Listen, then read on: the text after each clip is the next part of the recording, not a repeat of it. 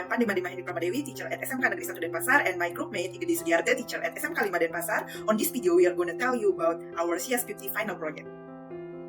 The title of our project is Lab Inventory Management System, which is a website that tracks both own equipment and record borrowing data for the practical tools. That's going to be used at our school to transition from manual handwriting entries to a digital platform.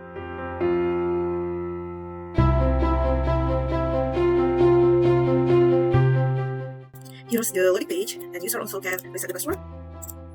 For login, user can see the dashboard overview with the horizontal bar chart, most borrowed item and most frequent borrowed, and then the count data. This is menu for item management, can add data, edit and delete. Borrower management, can add data, then edit and delete. Transaction management, can borrow item, add data per transaction, choose the borrowers, and choose the item. It can be more than one item. Submit, and here they are. The item is just borrowed. We can sort it, the borrowed item, and search. Also on the item and borrower, data successfully added. If we want to return, choose the return condition, return. Okay.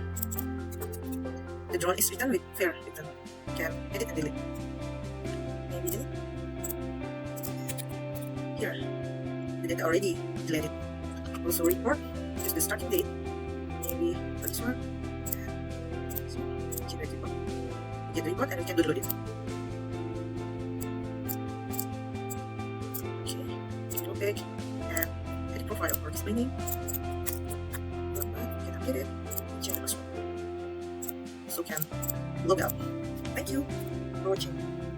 And this is CS50.